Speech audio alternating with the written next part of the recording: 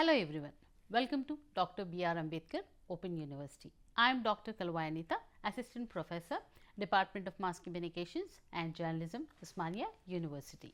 In today's class, we are going to discuss about various theories of communication. Let us get started. Before we understand what are the different types and theories of communication, let us try to first understand what press is. Press in common language means printing press. You might be understanding about this regarding a newspaper or a magazine and all that, whatever is a print material. But here it is not just print material, it is also TV and radio, everything comes under one umbrella of a print. Today we even call it as a media.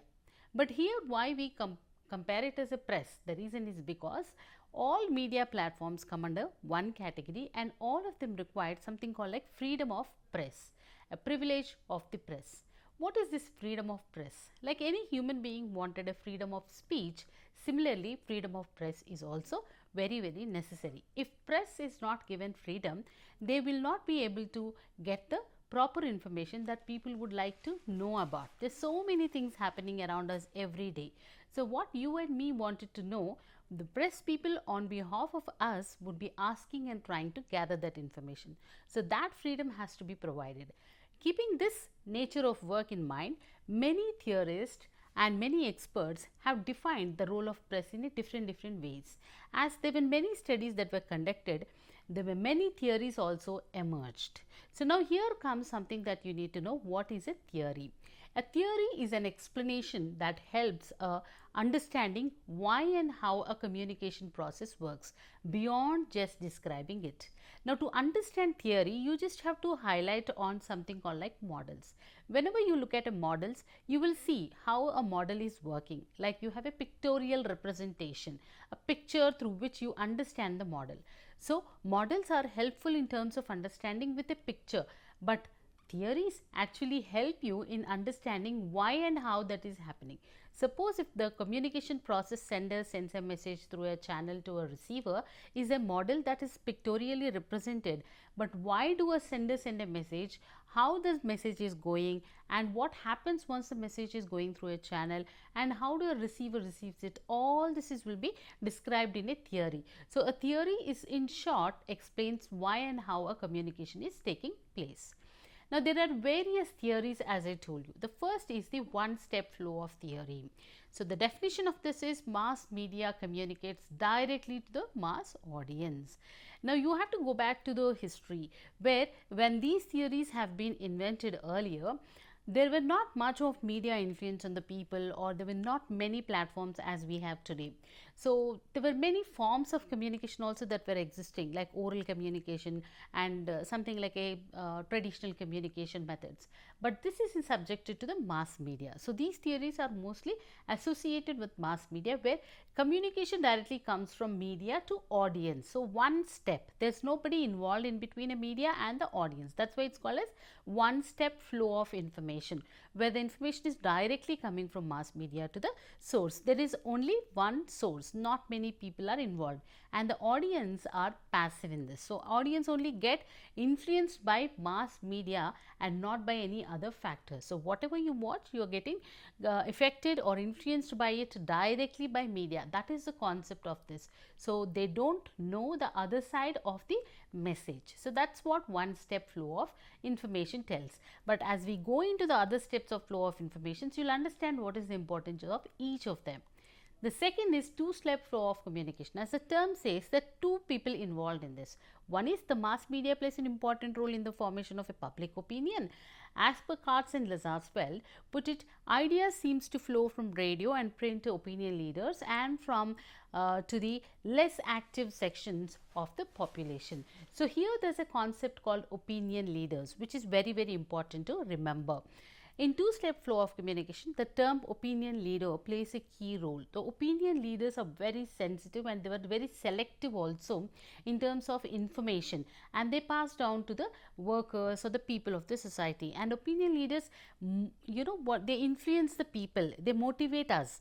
Whatever they say, people listen to them and they treat them as somebody who is knowledgeable, educated and knows the world. So, that is why they take opinion leaders as very important people. Now, when we come to the third type of theory, which is multi-step flow of information, as the term multi-step means here the various steps that are involved. This theory was introduced in 1944 by the Lazarsfeld, a sociologist. Okay, so later it was even elaborated with Kars and Lazarsfeld in 1955 again. So this particular theory, as you can see, it says mass media first, then opinion leaders and wider population. Here the wider population again will have few other opinion leaders, but it is spreading from one person to another, another to the another, whereas in the two-step flow it is just from the opinion leader to the public direct, no other extra communication goes beyond that. But whereas in multi-step flow you have various levels and sections where the communication flows. So opinion leaders are affected more by elite media. So opinion leaders have an influence of the rich people in the society, then they try to convince the people of the other section. So that's how it is understood.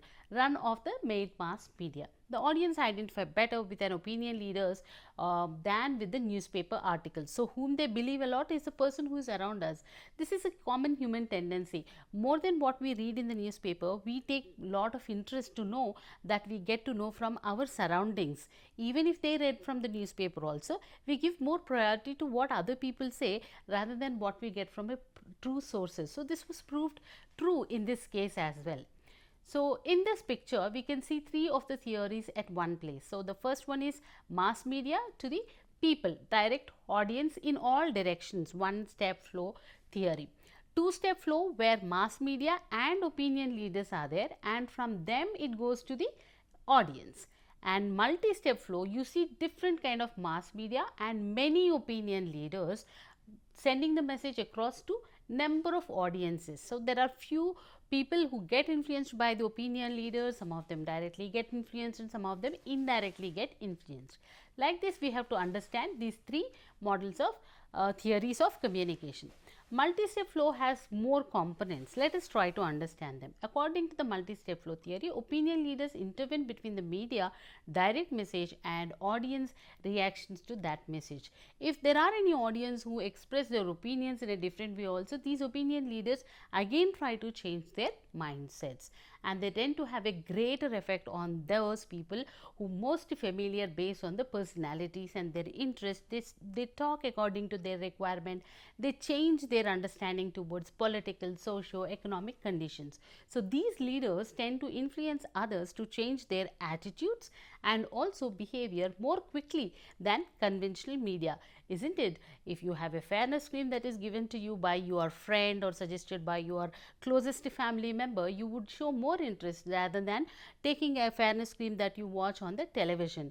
Though you have the product in your mind, but the influence done by your peer is different than the mass media. So that is what is applicable here as well. Then comes hypodermic needle theory. This is also known as magic bullet theory, as the term suggests that the intended mass media messages is directly received and wholly accepted by receiver. This theory simply talks as in the similar lines like magic bullet theory, where the media's messages are like a bullet. They fire into the minds of the people and they sit there. It's like shoot at them and they go and sit in the minds of the people. And in this theory, the theory says that the concepts that are given to the people, they accept as it is without giving application or analysis or any other thought. They just believe whatever is written in the paper because it is there in the media, and they accept it and go ahead with it. It suggests that the media injects, like how an injection gives you, medicine and it goes into your body. Similarly, it injects the message straight into the passive audiences. So means audience do not think much about it. So similarly, you can see this picture where media is injecting the content the way it wanted into the public. So most famous incident, often this is referred to the World War, in the 1938, where the messages from the government were directly taken by the people and they believed everything that was given. So but there is another version to this that was shown by the Lazarsfeld in 1940s. He said that one of his studies, he proved that no, people do think the messages that have been given in the media. They also decide whether to accept it or not. You cannot generalize the content to everybody in the similar lines. There are people who don't accept the campaigns the way they are being given. So interpersonal outlets pay more influence than mass media. That's what Lazarsfeld says.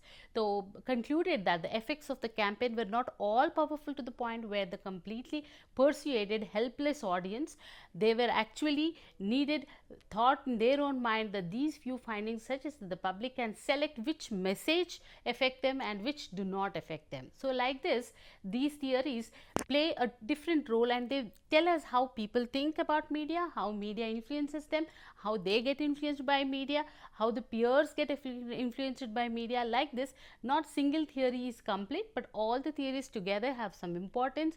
Their information can be direct through leaders or modified by the society. The audience can be passive or active. As a communicator, use these theories as tools to analyze the real situations. In this way, we have learned today these four theories of press. Thank you.